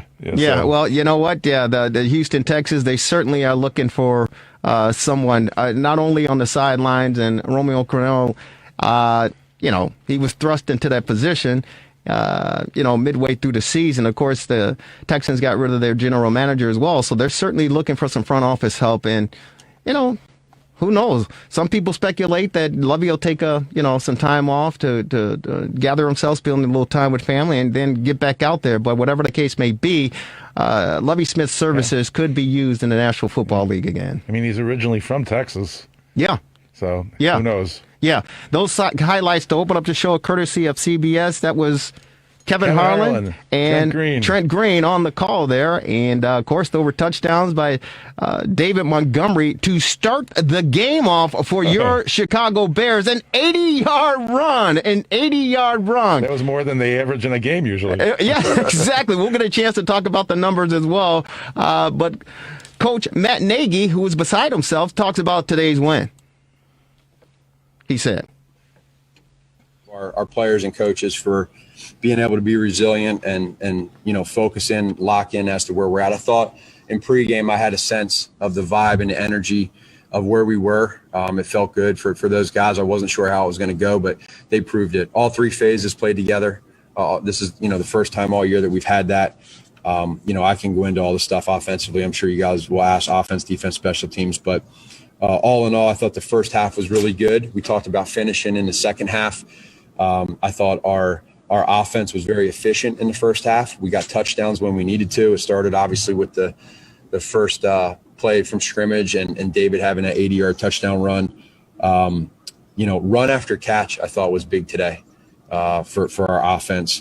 Defense, and then the other thing too was the selflessness of our wide receivers blocking. On the bubble screens and the different throws that we had. Defensively, I thought we swarmed them. We had 6 sacks. You felt that. And then special teams wise, we had great field position. We had the turnover, and then Cairo's been kicking really well. So, it feels good for us to have this. We're going to enjoy it, but then we're also going to reset and refocus for next week. Yeah, I thought it was good. I thought it was efficient again. Like I said, I just went out there today and took what the defense gave us. They tried to show some different looks and mixed up some man and zone, but I just wanted to find the underneath completions and let these skill players just go to work with the ball in their hands, make them tackle all our ball carriers. And we had some good stuff in the run game that definitely helped us in the pass game. And for me, it just allowed me to find completions, take us down the field, and it was really good that we finished in the end zone. So we just want to keep finishing with touchdowns. And keep continuing to get better. I thought we could have locked in a little more of the second half and really finished some more drives off with touchdowns instead of field goals, but I think that's something we can build off of this week. But the way we're working in practice right now, our mindset of these guys, just the way they're coming to work, they deserve this win today, so I'm really happy for them. We're happy for you as well. The Bears knock off the Houston Texans by a final score of 36-7 over at Soldier Field on the lakefront here in Chicago to improve their record to 6-7. They end that 6-game skid. The Texans, the dismal Texans, that was a bad football team. They fall to 4-9, and Deshaun Watson, God bless him, he tried to do any and everything he could, but unfortunately the Bears just overpowered him, outmanned him, and outcoached him, to be honest with you. The Bears, congratulations, they improve, and we'll see what happens next week when they go on the road to take on the Minnesota Vikings. But we'd love to get the insight there. Every week, ladies and gentlemen, you get an opportunity to hear from this man. He is the best in the business, and he is on the program, the Rewind Sports 60, WCPT 820 AM, former Bear outside linebacker, number 51. He's number 1 in our hearts. He's on our TR60 hotline. Welcome back, Bruce. How are you? Bruce Herron's on our TR60 hotline. What's up, man? Man, I'm doing good. Doing good. Had a great day today. You played great. One of my best friends today turned 60. Oh, wow. Congratulations. You guys may know him. We call him the Colonel. You guys may know him as Richard Dent. Hey, man. Yeah. You know what? I actually reached out to Richard's, one of his buddies, to see if we can get him on, but I hadn't heard back from him. But happy birthday to the Colonel, Richard Dent. That's fantastic. Oh, man, I tell you, out today, watched the Bears game out at Top Golf in Schaumburg. Celebrate Richard's birthday. Myself, Otis Wilson, Jim Osborne. You guys remember him? Yeah. And Richard and his wife and his kids. And so we had a great time, man. Hitting golf balls, watching the game, having a couple of cups of Kool-Aid. Yeah. But we had a good time, man. We had a good time. We had a great conversation watching the Bears. I tell you what, man, they actually look better today than they ever have all season long. Mm-hmm. So, especially after that Pittsburgh performance last week, they came out and responded well. It was real pleasing to see them play today. Yeah, it was very pleasing, and this was probably the best performance that Mitchell Trubisky had as a Chicago Bear. Definitely this season, no question about it, but probably as a Chicago Bears. Bruce, his numbers, 24 of 33, 267 yards with an 8.1 average, 3 touchdowns, of course. He was sacked 3 times for a loss of 26 yards. His rating, QB rating, it's probably the highest it's ever been, Marvelous. Yeah. 126.7. So congratulations to Mitchell Trubisky on a complete game, more or less. He didn't throw any interceptions, so that was good. But I think also congratulations, Bruce, to the coaching staff, in particular Bill Lazor, who I believe is still calling the plays for the Bears. The plays that were drawn up and called for Mitchell Trubisky to execute were conservative. There was no question about it. And he just basically had to follow directions and hit the open man in the flats. Nothing real deep, nothing real, serious across the middle. He just flared it out. He hit a, nice 5, 7, 10-yard dink and dunk, and the Bears managed the clock. They moved the ball down the field. He was 8-8 on that touchdown drive to Jimmy Graham in the end zone. So congratulations to Mitchell Trubisky, but also to the coaching staff for calling a very well football game for this young quarterback to get some confidence and the Bears to get a victory. Absolutely. One of the things I was happy to see is the Bears defense, Pagano, putting some pressure on the quarterback, and that was just pleasing to see, man. I mean, this soft zone they've been playing with receivers running into open areas and just sitting down, and quarterback just playing catch with them, moving the ball up and down the field on our defense. It's just I was sick and tired of seeing that. Today they brought pressure today. I was happy to see the outcome of that. So.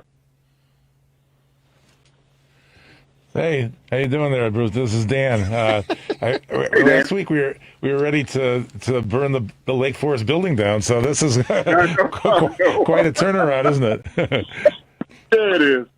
Yeah, it is. I tell you, that's one reason why I say, you know what? Let's just take a deep breath. It was a terrible day. It was a terrible day at the office last week. They just didn't even show up, man. And let's just calm down and let's see what happens. And today they came out and responded well. So it was a really good day. Yeah, really good day. Yeah. Hey, Bruce. I mean, you've been through some ups and some downs playing for the Chicago Bears over the time that you spent, and of course in the National Football League. You've seen it. Was this a game that the Bears collectively needed because of the 6-game losing skid and with the woes that the Texans are currently facing right now? Deshaun Watson has been struggling, although he put the team on his back. He just does, and let's keep in mind that the Houston Texans didn't have all their major firepower on this football team. So Deshaun Watson pretty much had to put this team on his back and try to do something. Unfortunately, he fell short. Was this a game that the Bears, in your opinion, needed, again, to build the confidence of Mitchell Trubisky, but to build the confidence of the overall team to get the monkey off their back, so to speak, and move forward to try to build from there? Yeah, you know what? It was a game that they needed. I mean, they really stunk up the place last week, and they needed a game like they need to play like they played today in order to put that in the rearview mirror, because they played so bad last week, both offensively and defensively and special teams, that they needed a game like today, man, just to get that bad taste out of everybody's mouth and get people focused on them being a positive force in the city. I couldn't have. I was actually shocked. I mean, the guys and I, we were at Top Golf the day before the game started, and we were talking about and making jokes about the Bears and how many points they were going to give up and all that.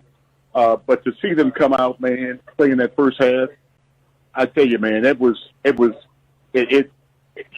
something special. It really was something special. So, yeah. It was a good day today. No, it was a good day today as far as the Bears are concerned, and it was good to see because I don't know if this town could have taken another loss, especially to the Houston Texans. But the one thing that Matt Nagy mentioned during his post-game comments after the victory, 36-7, he said that this team is starting to create an identity, and that's not something that we've been looking for all season long. Actually, for the past 2 seasons, we've been looking for an identity from this team, and Matt Nagy said we finally are starting to turn the corner and create an identity for this football team. And he mentioned the fact that, the run game, which, we can talk about David Montgomery. He still only had 11 touches for over 100 yards rushing. So congratulations to him. But 80 of those yards came on the first play for the Chicago Bears. Right. But Nagy also talked about the pass protection.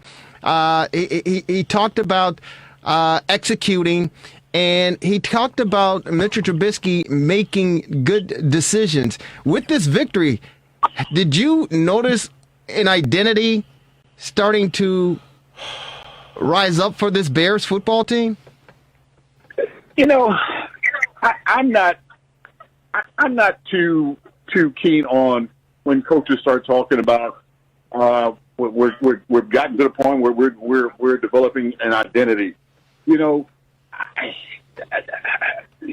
look at what have we got? 3 games left in the season. Yep.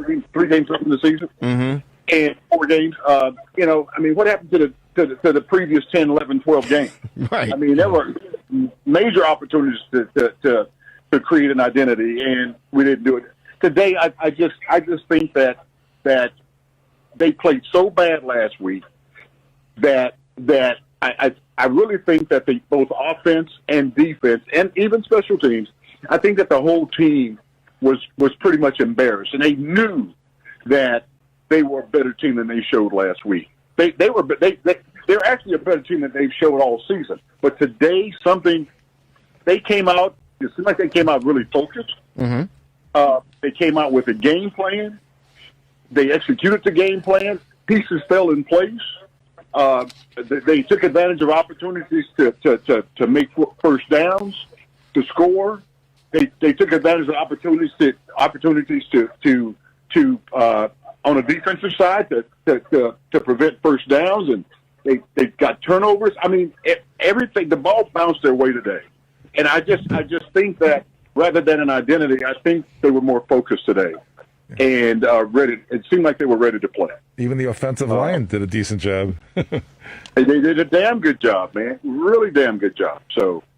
It was a pleasing game, a very pleasing game. No, it was very good. But here's the thing that scares me, Bruce, and you played with the greatest, and it's not just my opinion. You played with the greatest football player that ever laced them up, and the great number 34, Walter Payton, may rest in peace.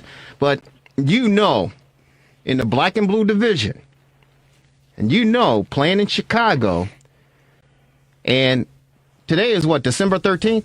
14th. 14th? 14th. Everybody knows that in the middle part of December, in the National Football League, in the black and blue division, you're running the football. Because the weather off the lakefront is, it was like 35 degrees, 36 degrees earlier today. The weather off the lakefront it's brutal in December. And that's when you start to pound it and you start to grind it. And those big boys up front, they get down in that dirt and they start knocking some heads off. That's right. But this is what is confusing and scary to me, and especially when Matt Nagy talks about identity.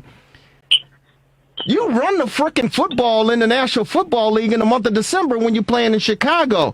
David Montgomery, albeit the 80 yards, God bless him, and he had the breakaway speed, so to speak, to get 80 yards down the field for the Bears' first score, but he only had 11 touches for 113 yards. How can you give your running back 11 touches who plays for the Chicago Bears in the month of December, only 11 touches? That's what's scary to me, man. That scares me. Yeah, I mean, he broke that first run for 80 yards, and then after that, he only touched the ball 10 more times. Right. That's crazy. That doesn't make sense. Run that kid, man. Let him run.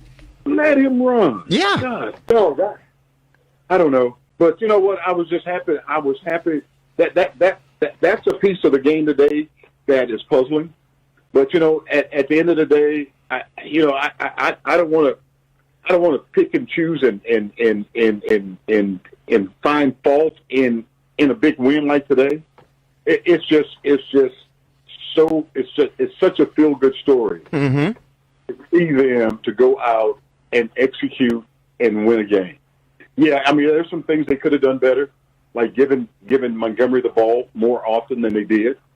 But at the end of the day, they won the game.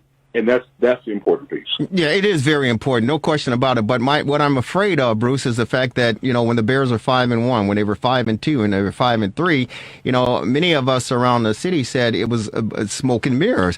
And you remember when Nick Foles said, "Hey, listen, do you guys want to win ugly if you want to win pretty?"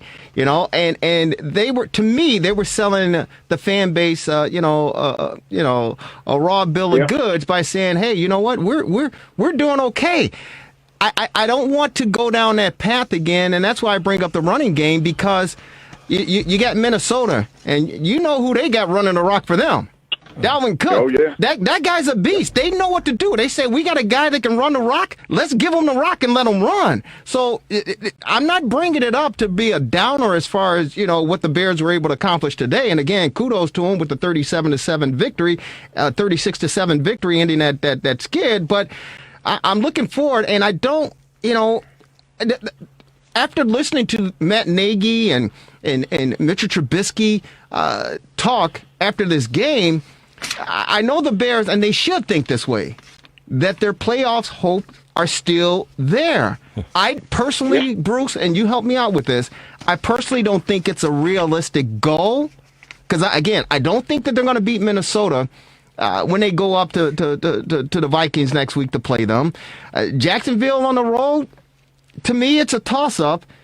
They might win Green Bay if Green Bay gets a victory and they wrap up home field advantage. They may let their guys rest and be a throwaway game. I don't know about that one, but that's what scares me about the win with this team today, is the fact that they may truly believe that, hey, we're still in the, and they are in the hunt. Yeah, well, if they get that 7th seed, they're likely going to play Green Bay, New Orleans, or the Rams. So I don't know if that's going to be such a great thing either. Yeah, but my beautiful wife Lisa asked me, are the Bears a playoff team? And I said, no, they're not a playoff team, and that's what scares me, Bruce.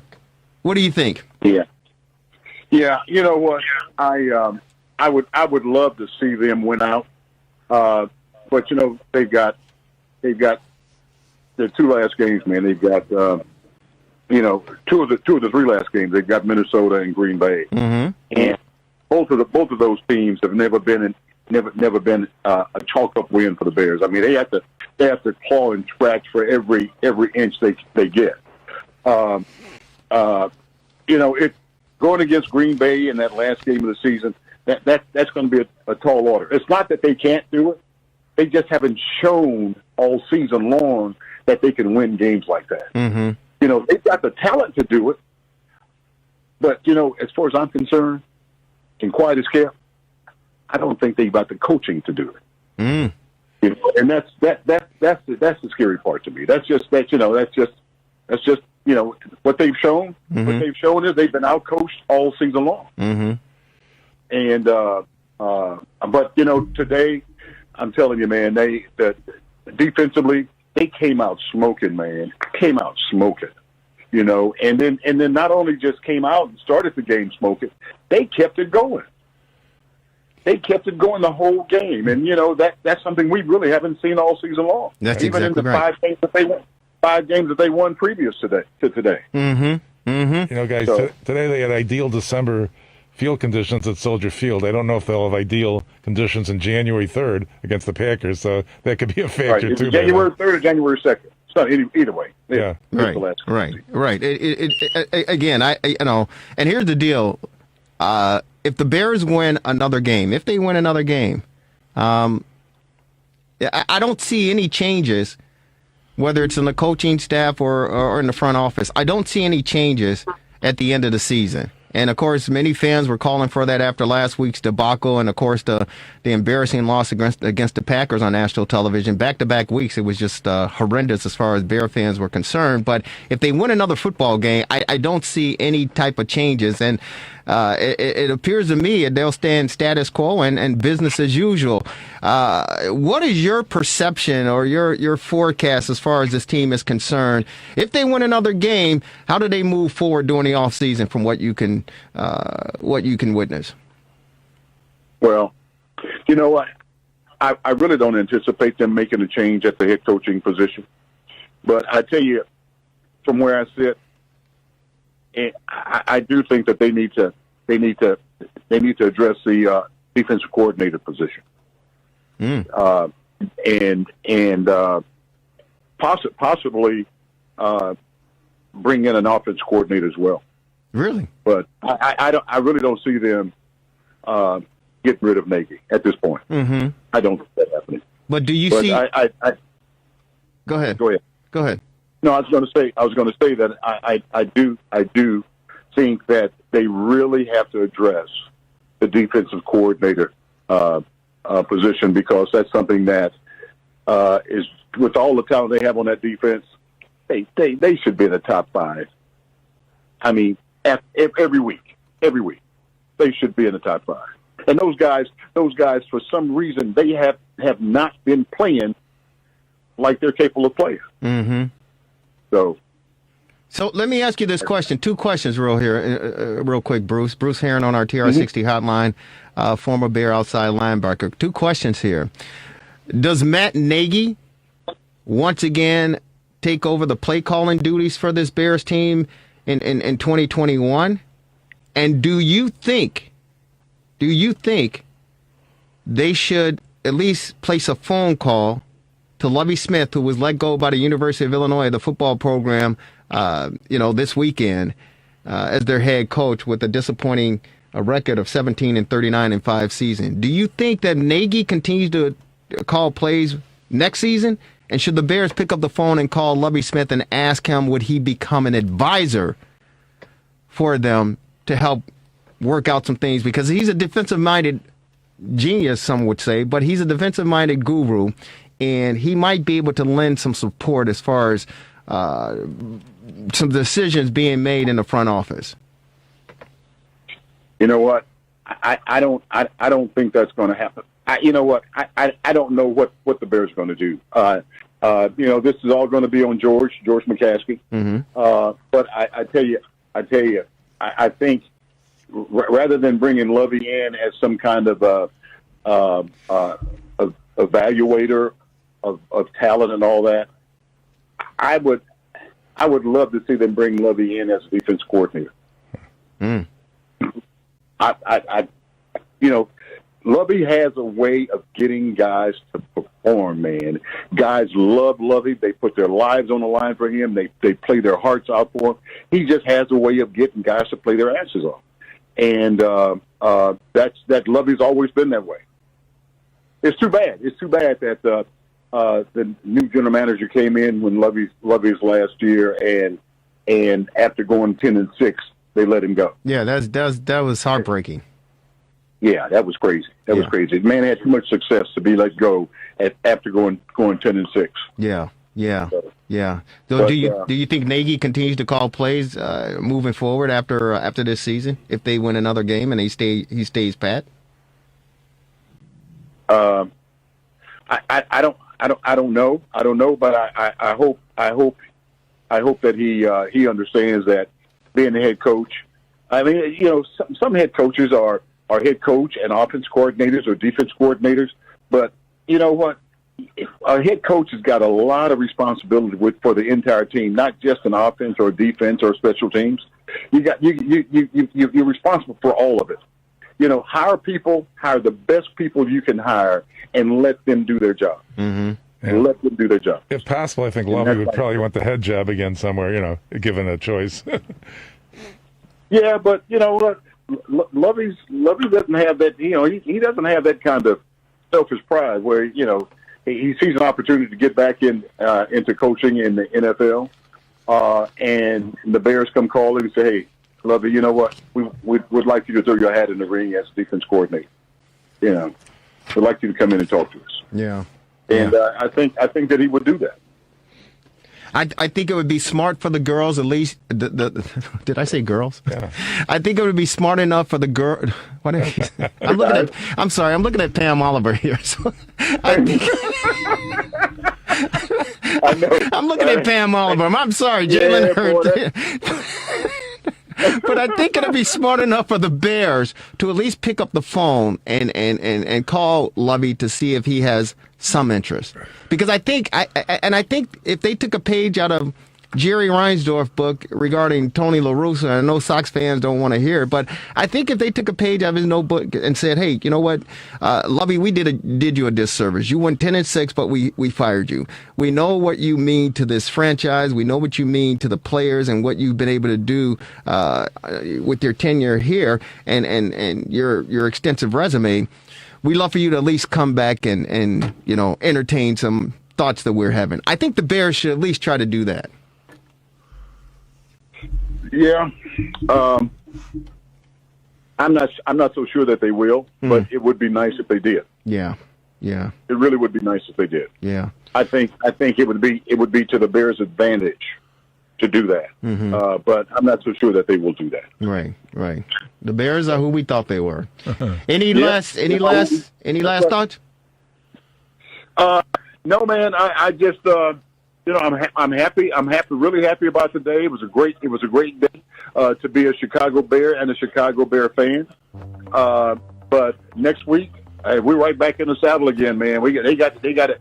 Hey, enjoy the game today, but hey, man, tomorrow after you watch the film, you know, all their attention should be on the Vikings, and it's not going to be easy to beat the Vikings. No, it's not. They lost today as well, but they can beat the Vikings. They can beat the Vikings.